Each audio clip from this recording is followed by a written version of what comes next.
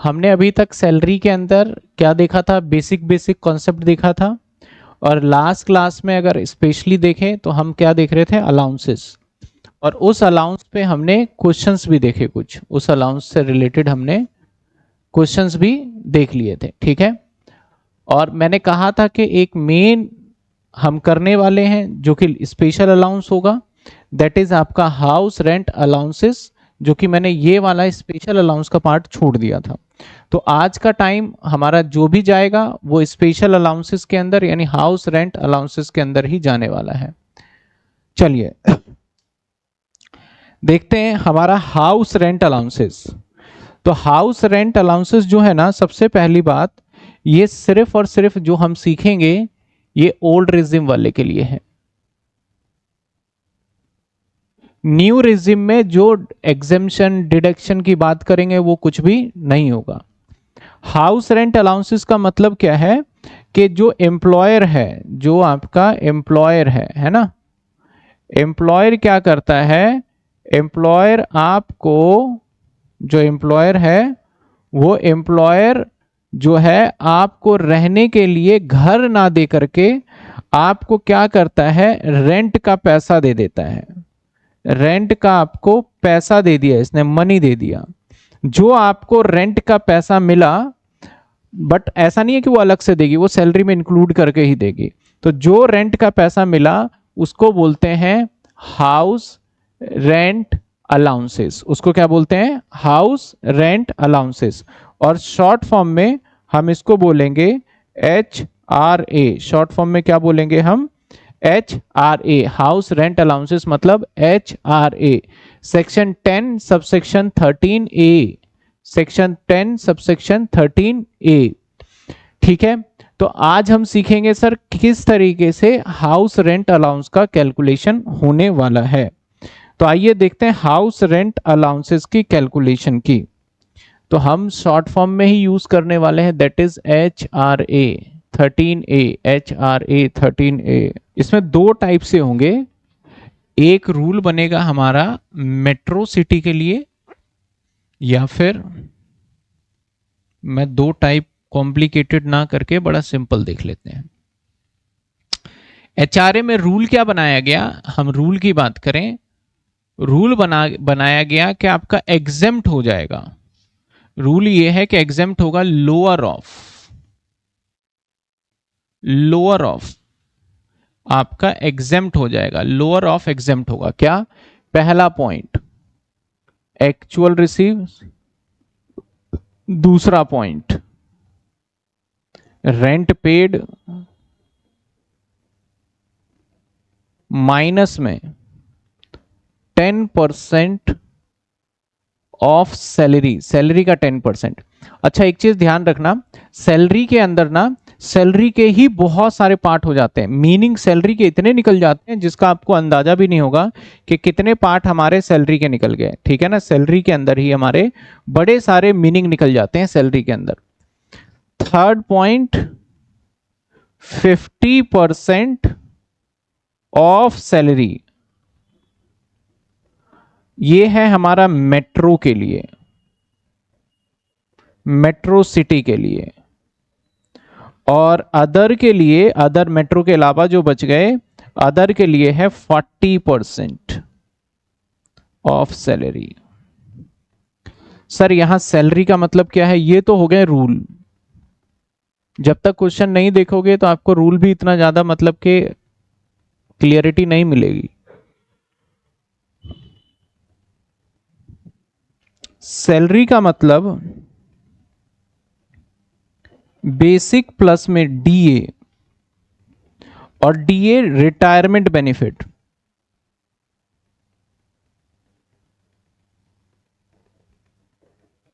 Plus commission,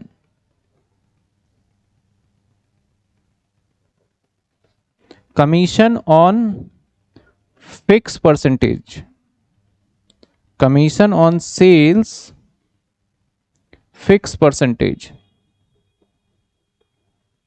ये होता है हमारा सैलरी का मीनिंग। जब कभी भी मैंने 10% बोला तो बेसिक DA, अब DA सर दो तरीके के होते हैं, एक होता है नॉर्मल DA और एक होता है रिटायरमेंट बेनिफिट के लिए। तो रिटायरमेंट बेनिफिट का मतलब क्या है कि जब तक रिटायर होगा तो वो डीए का पोर्शन उसके हिसाब से फिक्स कर दिया जाता है। आपको हर बार एग्जामिनर बताएगा कि रिटायरमेंट बेनिफिट के लिए कितना पोर्शन हमारा डीए का है। हर बार आपको एग्जामिनर बताएगा कि कितना पोर्शन आपका डीए का है, ठीक है ना, एवरी टाइम आपको बताएगा। चलिए सर, अब इसके अंदर मैं बात करूं मेट्रो सिटी कौन से हैं, तो मेट्रो सिटी यानी महानगर इनकम टैक्स के अंदर 4 सिटी को मेट्रो सिटी माना गया है, मुंबई, दिल्ली, कोलकाता और चेन्नई। चेन्नई, तो अगर मैं मेट्रो सिटी की बात करूं तो हमारे ये 4 ऐसे सिटी हैं, एक दिल्ली, ठीक है, और एक मुंबई, और एक कोलकाता, और एक चेन्नई। इन 4 जगह पे अगर आप नौकरी करते हो और इन 4 जगह पे आपको घर दिया जा रहा है, तो ऐसे सिचुएशन में जो तीसरा रूल लगेगा वो 50% हम सैलरी का लेंगे।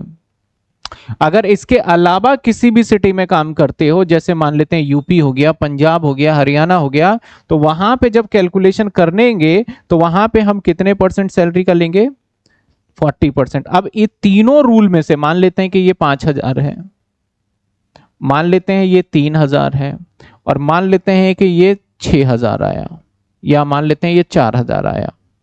3 पॉइंट थे, तीनों पॉइंट आ गए। अब तीनों पॉइंट में से जो सबसे कम होगा वो क्या हो जाएगा, हमारा एग्जेम्प्ट हो जाएगा। जो सबसे कम होगा वो क्या हो जाएगा, एग्जेम्प्ट। क्या, एक्चुअल रिसीव। तो अगर मैं एचआरए सैलरी के अंदर जोड़ूंगा तो एक्चुअल रिसीव आएगा 5,000, और उसमें से माइनस हो जाएगा एग्जेम्प्ट कितने, तीनों में से कम 3,000, और सैलरी वाले कॉलम में बाहर आ जाएगा हमारा 2,000। समझे बात आप, सैलरी वाले कॉलम में बाहर कितने आ जाएंगे हमारे, जैसे कि हम चिल्ड्रन एजुकेशन अलाउंस कर रहे थे पहले, तो सेम वैसे ही सैलरी वाले पॉइंट में ये बाहर आ जाएगा। क्या यहां तक क्लियर है, क्लियर है यहां तक आप सभी को। चलिए फिर हम इससे रिलेटेड जब तक क्वेश्चन नहीं देख लेते तब तक आपको समझ नहीं आएगा कि मैं क्या बताना चाह रहा हूं, ठीक है ना, जब तक मैं क्वेश्चन नहीं कर लेते। तो आज का हमारा इसके अंदर बड़े कॉम्प्लिकेटेड चीज भी होते हैं, आपके फैक्टर के हिसाब से भी चेंज हो जाता है, सारी चीजें फैक्टर के हिसाब भी चेंज हो जाता है। क्वेश्चन में देखिए क्या कहता है, कहता है वेयर आ थ्री, वेयर, ऊपर तो हेडिंग डला हुआ है, कहता है ए इज एंटायर्ड अ बेसिक सैलरी 25,000। यानी मैं अगर इसका पूरा का पूरा डिटेल ही करूंगा मैं, हालांकि इसमें बोला जाता है सिर्फ एचआरए कैलकुलेट करो, लेकिन मैं एचआरए नहीं, मैं प्रॉपर सैलरी में जैसे कैलकुलेशन होता है वो करके मैं दिखा दूंगा आपको। अमाउंट पर्टिकुलर, ठीक है, और ये सैलरी। अब देखिए सबसे पहले बेसिक पे, बेसिक पे क्या है 25,000। अब देखते हैं कितने महीने का है, मल्टीप्लाई कर लेंगे।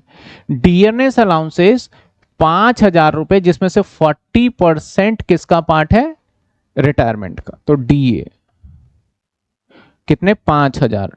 मंथ देख लेंगे कितने। आगे कहता है ही एंटायर्ड एचआरए 10,000 रुपए पर मंथ, तो एचआरए 10,000 रुपए पर मंथ, मंथ अभी मैं देख लेता हूं।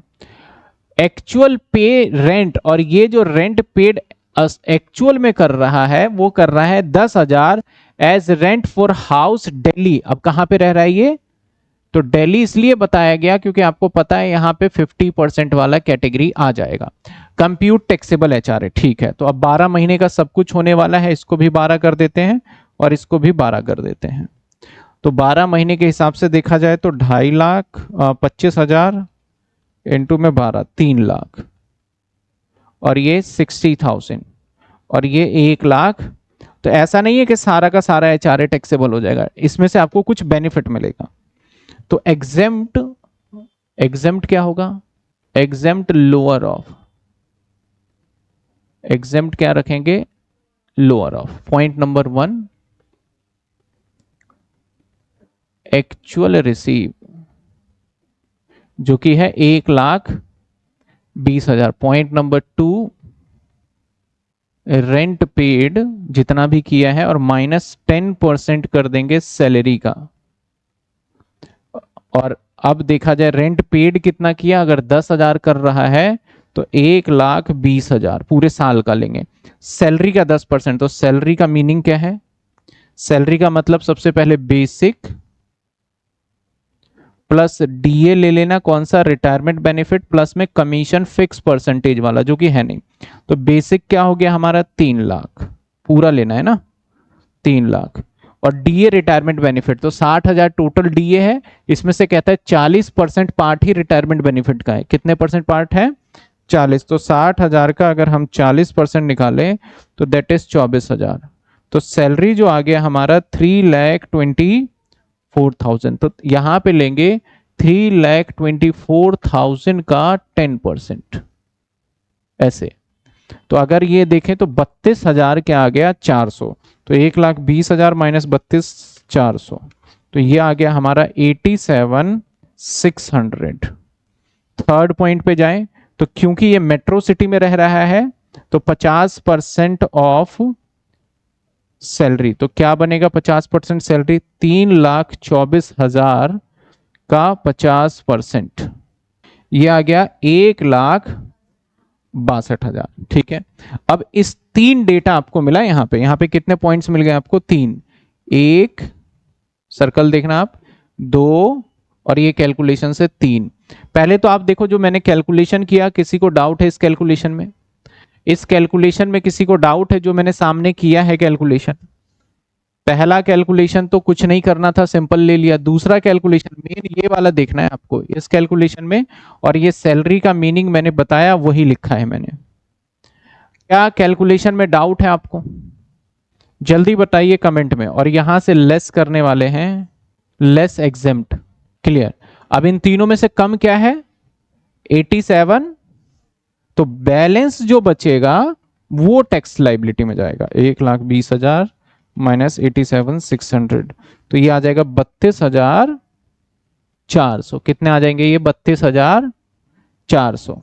अच्छा एक चीज मैं बोलूं, अगर मैं यही चीजें करता नए वाले टैक्स रिजीम में, तो मैंने कहा नए वाले में तो कुछ बेनिफिट नहीं मिलेगा। मैं एक कॉलम क्रिएट कर देता हूं यहां पे। अगर यही मैं करूं सपोज न्यू रिज्यूम से, ये मैं करने जा रहा हूं यहां पे न्यू से, ठीक है ना, यही मैं कर दूं किससे? न्यू से। तो न्यू में ये तो 3 लाख ही रहता और ये 60,000 ही रहता, और जो ये बेनिफिट माइनस वाला है वो न्यू में नहीं है, न्यू में हटा दिया। तो यहां पे मैं जोड़ता कितना? 1,20,000। तो अगर टैक्सेबल हम सैलरी ग्रॉस सैलरी निकालें तो इसमें तो होगा 3,60,000 और 32,400, दैट इज 3,92,400। लेकिन इसमें अगर निकालें तो 3 लाख प्लस 60,000 प्लस 120, ये आ गया 4,80,000। तो ये फर्क पड़ जाता है हमारा। अगर वहां पे हमें स्लैब रेट के अंदर बेनिफिट दिया जा रहा है तो बाकी जगह के बेनिफिट को काट दिया गया है, अगर सही मायने में आप देखो तो। अब बताइए कोई दिक्कत है यहां तक? किसी को कोई डाउट फर्स्ट एग्जांपल में? अब यहां पे ना बहुत सारे फैक्टर चेंज हो जाते हैं। फैक्टर का मतलब क्या है? कई बार सवाल के अंदर क्या करता है, रेंट को इंक्रीज कर दिया, तो ऐसे हमें 2 पार्ट में करना होगा। और कई बार होता है रेंट इंक्रीज कर दिया और उसने प्लेस भी चेंज कर दिया, तब उसको 3 पार्ट में करना होगा। रेंट इंक्रीज का अलग पार्ट, प्लेस का अलग पार्ट, नॉर्मल का अलग पार्ट। और कई बार ऐसा हो सकता है कि उसने क्या करा, सैलरी ही इंक्रीज कर दिया। हो सकता है ना कि सैलरी पहले इतना था अब इतना मिल रहा है, तो क्योंकि सारी चीजें इन सभी फैक्टर के ऊपर काम करता है तो उसके हिसाब से कैलकुलेट किया जाएगा। जल्दी जल्दी बताइए किसी को डाउट? नहीं, हाँ, अगर नहीं गिवन होता दिल्ली में है तो हम मान लेते जहां भी 40 लेना होता तो 40 ले लेते, और अगर 50 लेना होता तो 50 ले लेते, बाकी ऑलवेज देगा। तो हमने क्या देखा? एचआरए। अब यहाँ के ना कुछ रूल्स और कुछ पॉइंट्स और याद रखने हैं, नोट। ये तभी एचआरए का बेनिफिट मिलेगा अगर वो रेंट पे रहेगा। तो कहां रहेगा? अगर वो रेंट पे नहीं रहेगा तो ये तो जीरो हो जाएगा, ये वाला फैक्टर हमारा, है ना। और जब जीरो हो जाएगा तो बेनिफिट क्या? कुछ भी नहीं मिलेगा, जीरो। तो अगर ये बेनिफिट नहीं मिलेगा, नॉट अलाउड एग्जेम्पशन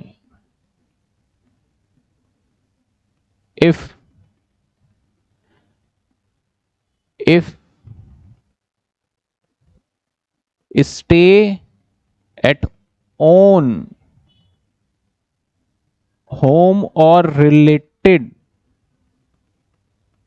रिलेटिव के होम में रहे ये, यानी जो घर है, होम कह लो हाउस कह लो, जो घर है वो घर अगर वो खुद के घर पे रह रहा है और तो भी मिल रहा है तो हमेशा इसमें कोई बेनिफिट आपको नहीं मिलेगा, पूरा टैक्सेबल हो जाएगा।